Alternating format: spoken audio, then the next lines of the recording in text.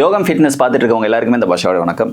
என்னடா யோகம் ஃபிட்னஸ் அப்படின்னு சொல்கிறேன்னு பார்த்தீங்களா? ஆமாங்க, நம்ம யோகம் விலாகர்ஸ் யூடியூப் சேனல் பேரை தான் வந்துட்டு யோகம் ஃபிட்னஸ் அப்படின்னு மாற்றிருக்கோம். எதுக்காகன்னு பார்த்தீங்கன்னா, நம்ம உடம்ப ஃபிட்னஸாக வச்சுக்கிறதுக்காக நான் பண்ணுற எக்ஸசைசஸ் ஆகட்டும், அதே மாதிரி கவிதா மேடம் சொல்லித்தர போகிற அந்த முத்திரைகள் ஆகட்டும், யோகா ஆகட்டும், அப்புறம் பிராணாயாமா, இந்த மாதிரி பயிற்சிகள் எல்லாம் பிரத்யேகமாக நம்ம யோகம் ஃபிட்னஸ் சேனலில் ஒளிபரப்பாகுது. அதை எல்லாத்தையும் ஃபாலோ பண்ணி நீங்கள் உங்கள் உடம்பை ஃபிட்டாகவும் ஆரோக்கியமாகவும் வச்சுக்கோங்க. வணக்கம்.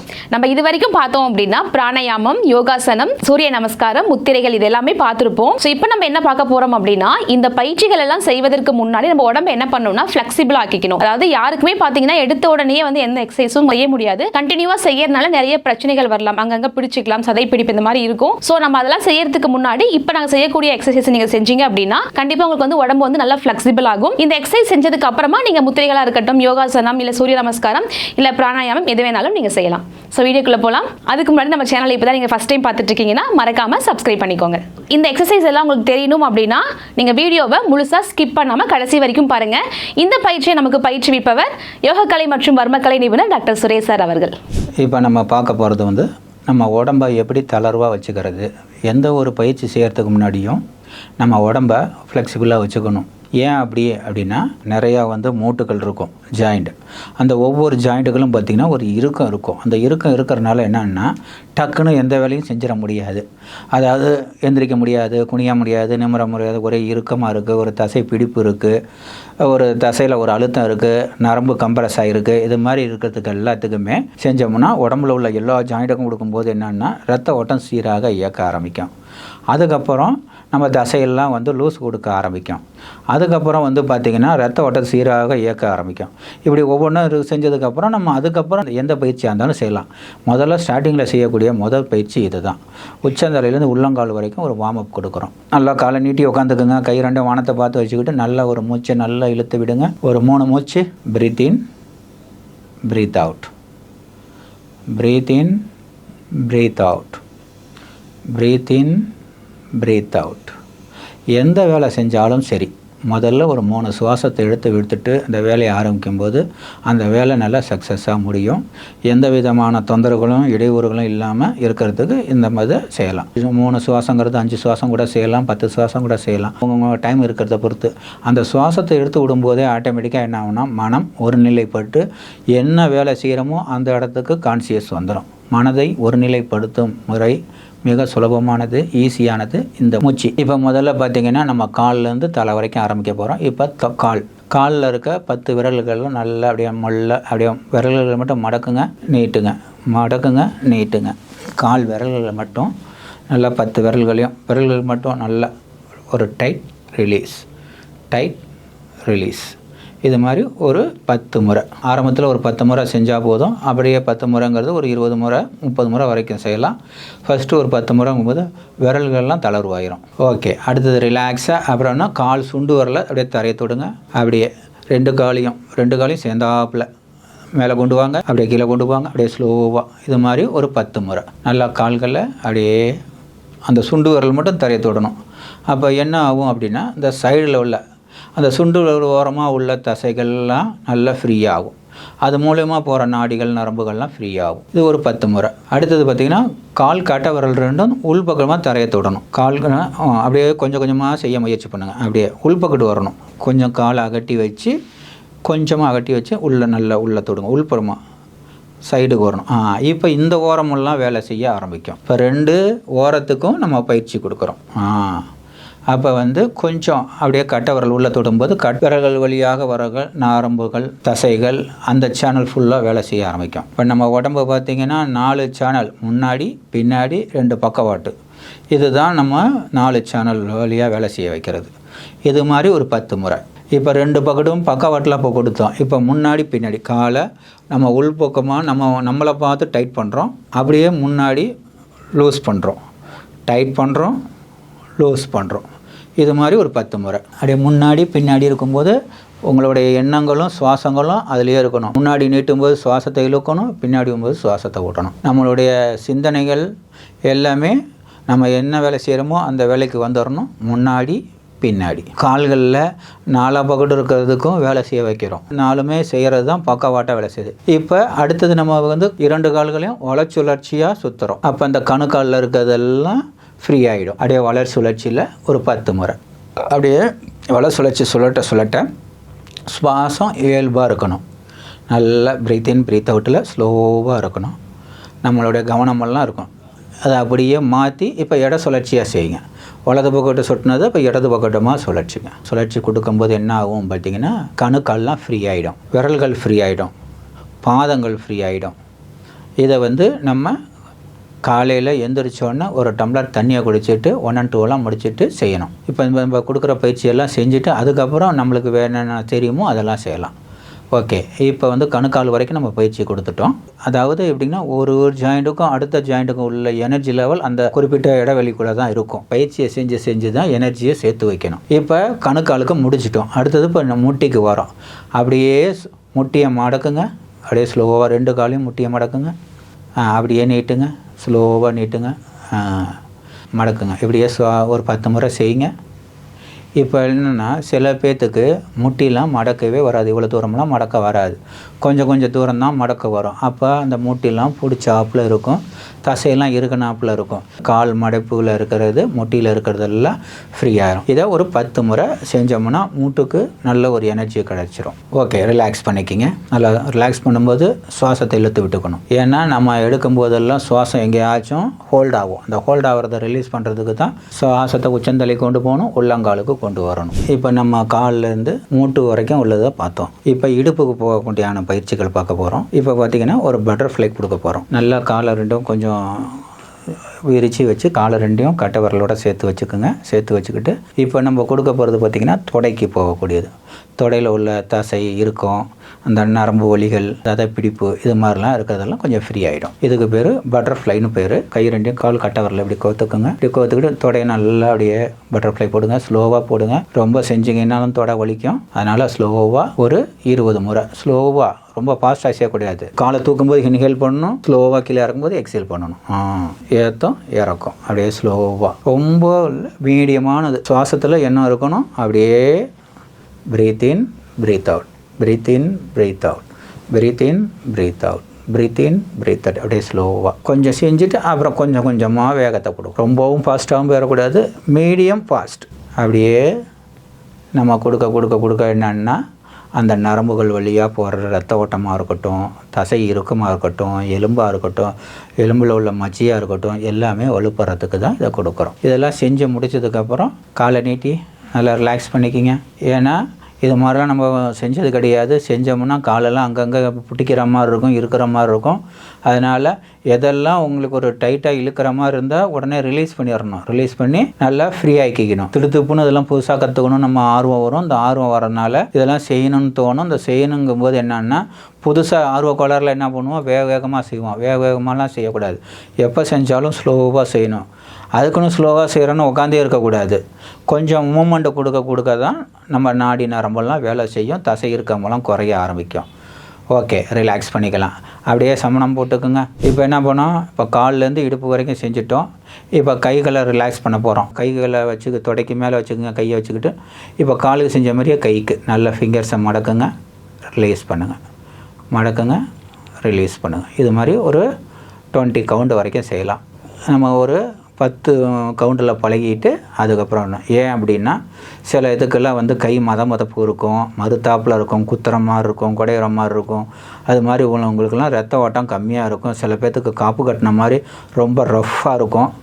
அது மாதிரி உள்ளவங்களுக்கெல்லாம் இதெல்லாம் கொடுக்க கொஞ்சம் ஃப்ரீயாகும், ஃப்ளெக்சிபிள் கிடைக்கும். ஓகே, விரல்களுக்கு கொடுத்துட்டோம். அடுத்தது மணிக்கட்டுக்கு கொடுக்குறோம், ரிஸ்ட்டுக்கு கொடுக்குறோம். அப்படியே ரிஸ்ட்டை அப்படியே வளர் சுழற்சியாக, அந்த மணிக்கட்டு மட்டும்தான் சுற்றணும், கை சுற்றக்கூடாது. வளர் சுழற்சியாக ஒரு 10 முறை. ஏன்னா கைகளுக்கு வலி கொடுக்குது அப்படிங்கும்போது இதெல்லாம் கொஞ்சம் ஃப்ரீ ஆகும் சுத்த. அப்படியே ஆப்போசிட் சைடில் ஒரு 20 முறை. வேலை செய்ய என்ன ஆகும்னா, அதில் போகிற நாடிகள் நரம்புகள் எல்லாம் ஃப்ரீ ஆகும், இருக்கமெல்லாம் குறையும். ஓகே, அப்படியே என்ன பண்ணுறோம், இப்போ எல்போவுக்கு வந்துடும், முழங்கைக்கு வந்துடும். முழங்கை அப்படியே நீட்டிக்கிங்க, கையை அப்படியே முழங்கையை அப்படியே உங்கள் உள்ள நோக்கி மடக்குங்க, நீட்டுங்க, மடக்குங்க, நீட்டுங்க. இதெல்லாம் செய்கிறனால கோடான கோடி உறுப்புகளுக்கு வேலை போகும். எல்லா நோய்க்கும் ஒரு தீர்வு கிடைக்கும். எந்த நோயாக இருந்தாலும் சரி இந்த கைகள் மூலமாக போகக்கூடியது எல்லாமே தீர்வு கிடைக்கும். இதுதான் பேசிக்கு. இதை செஞ்சுட்டு தான் நம்ம எதாக இருந்தாலும் மற்றதை செய்யணும். அது பாடியை ஒரு வார்ம் அப் கொடுக்கறது. ஓகே, ரிலீஸ் பண்ணிக்கிங்க. ரிலீஸ் பண்ணிவிட்டு அப்படியே தோள்பட்டைக்கு வந்துடுங்க. அப்படியே தோள்பட்டையில் கை வச்சுக்கோங்க. அப்படியே வலை சுழற்சியாக தோள்பட்டையை சுற்றுங்க. அந்த தோள்பட்டை ஜாயிண்ட்டு தான் சுழற்சி கொடுக்கணும். நல்லா கையை நேராக வச்சுக்கிட்டு நல்லா சுழற்சி முன்னாடி அப்படியே பின்னாடி போகணும். வலை சுழற்சியாக 10 முறை, அப்படியே இட சுழற்சியாக 10 முறை. ஓகே, அப்படியே ரிலாக்ஸ் பண்ணிக்கிங்க, ரிலீஸ் பண்ணிக்கிங்க. நல்லா சுவாசத்தை இழுத்து விட்டுக்குங்க. இப்போ நம்ம பார்க்க போகிறது இடுப்புக்கு உண்டான பயிற்சி. காலை ரெண்டையும் கொஞ்சம் ஒரு அடி அகற்றி வச்சுக்குங்க. இன்னும் கொஞ்சம் நல்லா 2 கையும் இடுப்பில் வச்சுக்குங்க. இடுப்பில் வச்சுக்கிட்டு நல்லா ஸ்லோவாக இடுப்பை வலை சுழற்சியாக ஒரு 10 முறை சொல்லட்டுங்க. ஸ்லோவாக. ஏன்னா இடுப்பில் உள்ள சதைகள் குறையும், இடுப்பில் உள்ள இறுக்கங்கள் குறையும். L4 L5 இருக்க கம்ப்ரஸ் ஆகிருக்கிறதெல்லாம் கொஞ்சம் ரிலீஸ் ஆகும். அந்த இறுக்கமெல்லாம் கொஞ்சம் குறையும். பேசிக்காக நம்ம செய்யணும்னா இடுப்பு சம்மந்தப்பட்ட பிரச்சனைகள்லாம் வராது. நம்மளுக்கு எந்த ஒரு நோயுமே இல்லை அப்படின்னா இதை செஞ்சோம்னா நோய் இனிமேல் வராது. எனக்கு வந்துருச்சு அப்படின்னா இதை செஞ்சிங்கன்னா கொஞ்சம் கொஞ்சமாக குறைய ஆரம்பிக்கும். ஓகே, இப்போ வலை சுழற்சி கொடுத்துட்டிங்களா? அப்போ இட சுழற்சி கொடுங்க. அப்படியே ஸ்லோவாக கொடுங்க. ஒரு 20 கவுண்ட் வரைக்கும் கொடுங்க. நீங்கள் செய்யும்போது உங்கள் கவனமெல்லாம் எந்த இடத்துல நம்ம பயிற்சி செய்கிறோமோ அந்த இடத்துல உங்களுடைய எண்ணங்கள் இருக்கணும், எண்ண ஓட்டங்கள் இருக்கணும். அப்போ தான் அந்த இடத்துக்கு முழு பலன் கிடைக்கும். உங்கள் எண்ணமும் அங்கே இருக்கணும், உங்களுடைய சிந்தனை அங்கே இருக்கணும், சுவாசத்தை போகிறத வரதையும் கவனிக்கணும். அட் அ டைமில் எல்லாம் செஞ்சிங்கன்னா தான் வெப்ப ஓட்டம், காற்று ஓட்டம் எல்லாமே ஈவனாக உங்களுக்கு அந்த இடத்துக்கு உண்டான பர்டிகுலருக்கு நம்ம செய்கிறதுக்கு கிடைக்கும். அப்படியே ரிலாக்ஸ் பண்ணிக்கிங்க. நல்லா சுவாசத்தை இழுத்து விடுங்க. ஃபைனலுக்காக ட்விஸ்ட்டு பண்ண போகிறோம். அப்படியே கையை 2 மார்புக்கு நேராக கையை வச்சுக்கோங்க. அப்படியே ஸ்லோவாக ரைட் பக்கத்து திரும்புங்க. அப்படியே லெஃப்ட் பக்கத்து திரும்புங்க ஸ்லோவாக. அப்படியே லெஃப்ட்டு ரைட்டு சுவாசத்தோடு வரணும். சுவாசத்தோடு கொண்டு போய் விடணும். சுவாசத்தோடு கொண்டாந்து இந்த பக்கத்து விடணும். நல்லா ஃபுல்லாக ட்விஸ்ட் ஆகணும். உங்களுக்கு இடுப்புக்கு கொடுக்க ஸ்பைனல் கார்டு இடுப்பும் ஒரே மாதிரியில் உங்களுக்கு ஒரே நேர்கோட்டத்தில் வரணும். நல்லா இடுப்பு மட்டும்தான் திரும்பணும், கால் திரும்பக்கூடாது. நல்லா ட்விஸ்ட்டு. கையை 2 நம்ம செஸ்ட்டுக்கு நேராக வச்சுக்கணும். ஷோல் போடுற லெவலுக்கு வச்சுக்கிட்டு பண்ணால் தான் நம்மளுக்கு நல்லா என்ன ஆகும்னா அந்த அப்டமல் ரீஜியன்லேருந்து மேலே வர செஸ்ட்டுக்கு நல்ல எனர்ஜி ஃப்ளோ கிடைக்கும். மேலேயும் போகணும், கீழேயும் வரணும். ஸ்லோவாக ஒரு சுவாசம் மேலே ஏற்றும், ஒரு சுவாசம் கீழே இறக்கும். ஒரு 10 முறை. இந்த பக்கத்து 10 முறை, இந்த பக்கத்து 10 முறை. ஓகே, செஞ்சுட்டு நல்லா ரிலீஸ் பண்ணிக்கிங்க. இப்போ கையை 2யும் அப்படியே ஸ்லோவாக மார்புக்கு நேராக கொண்டு வாங்க. ஸ்லோவாக மூச்சை இழுத்துக்கிட்டே கையை மேலே கொண்டு போங்க. அப்படியே ஸ்லோவாக எக்ஸேல் பண்ணி கீழே கொண்டு வாங்க.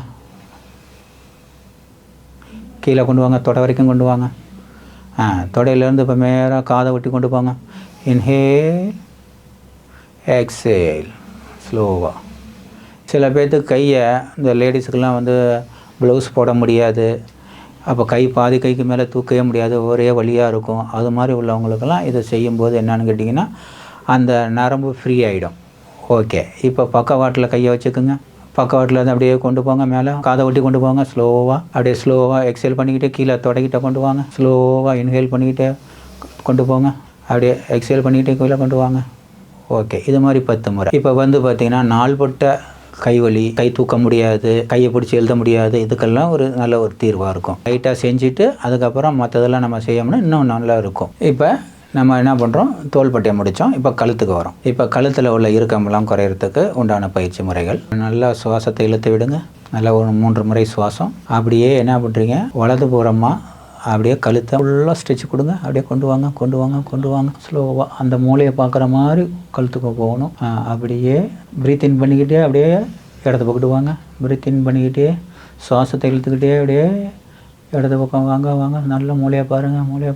ஓகே, அப்படியே மறுபக்கம் வாங்க, பக்கவாட்டுக்கு வாங்க ஸ்லோவாக. இப்போ இது செய்கிறதுனால என்ன ஆகுன்னா கழுத்தில் இருந்து தோள்பட்டைக்கு வர நரம்புகளுக்கெல்லாம் நல்ல ஒரு எனர்ஜியை கொடுக்கக்கூடியது.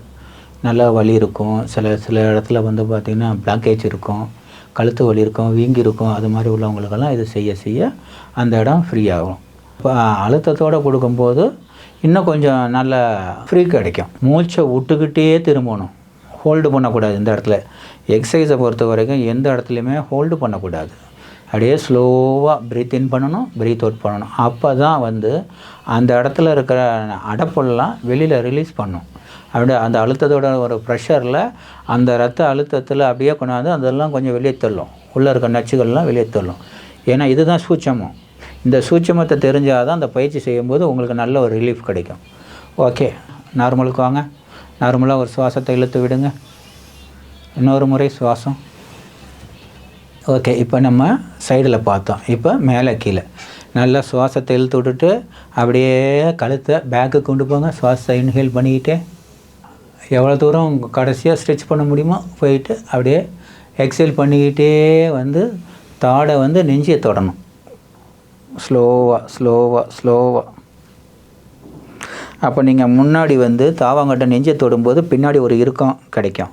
அப்போ தான் அந்த இதில் வந்து நரம்புகள்லாம் ஃப்ரீ கிடைக்கிதுன்னு அர்த்தம். இதே மாதிரி முன்னாடி பின்னாடி ஸ்லோவாக ஒரு 10 கவுண்டு 30 60 வரைக்கும் போகலாம். ஆனால் எடுத்த இடத்துலையே அவ்வளோலாம் போகக்கூடாது. கொஞ்சம் கொஞ்சமாக பழக தான் ஒரு 5 கவுண்டு 10 கவுண்டாக கூட்டிக்கிட்டே வரணும். ஓகே, 10 முறை நல்லா ஸ்லோவாக. 10 முறை உங்களால் செய்ய முடியலனாலும் ஒரு ஃபஸ்ட்டு ஒரு 5 முறை செஞ்சு பழகினாவே நல்ல ஒரு ரிலீஃப் கிடைக்கும். முக்கியமாக நம்ம செய்யக்கூடியது சுவாசத்தோடு செய்யணும். கவனம் எண்ணமெல்லாம் அந்த இடத்துல தான் வரணும். நீங்கள் எந்த இடத்துக்கு கொண்டு போகிறீங்களோ அந்த இடத்துக்கு போகணும். உங்களுடைய எண்ணங்களுக்கு அவ்வளோ வலிமை. நம்ம என்ன நினச்சி அதை செய்கிறோமோ அந்த அளவுக்கு அந்த பவர்ஃபுல்லாக நம்ம செய்கிற பயிற்சி பலனை தரும். ஓகே, நல்லா நார்மலாக இருந்து ரிலாக்ஸ் பண்ணிக்கிங்க. இப்போ நம்ம பார்க்க போகிறது வந்து பார்த்திங்கன்னா கண்களுக்கு உண்டானது. இப்போ நம்ம எல்லா இதுக்கும் கொண்டாந்தோம் இல்லையா, இப்போ கண்களுக்கு கொண்டாட போகிறோம். நல்ல கண்களை அப்படியே மேலே ஒத்து பாருங்கள். 2 புருவ மத்திக்கும் மேலே அப்படியே கண்ணை பாருங்கள். அப்படியே கீழே பாருங்கள், புருவத்தை பாருங்கள். அப் டவுனு. சுவாசம் இயல்பாக இருக்கணும். கண் மேலே போகணும், கீழே வரணும், மேலே போகணும், கீழே வரணும். ஒரு 20 முறை. மேலே பாருங்கள், கீழே பாருங்கள். இந்த பயிற்சிலாம் செய்ய செய்ய என்னன்னா இளம் வயதில் ஏற்படக்கூடிய பிரச்சனைகள் எல்லாமே வரும். சிறு பிள்ளையிலேருந்து வரக்கூடிய பிரச்சனைகள்லாம் இதெல்லாம் செய்ய செய்ய கொஞ்சம் கொஞ்சமாக மாறும்.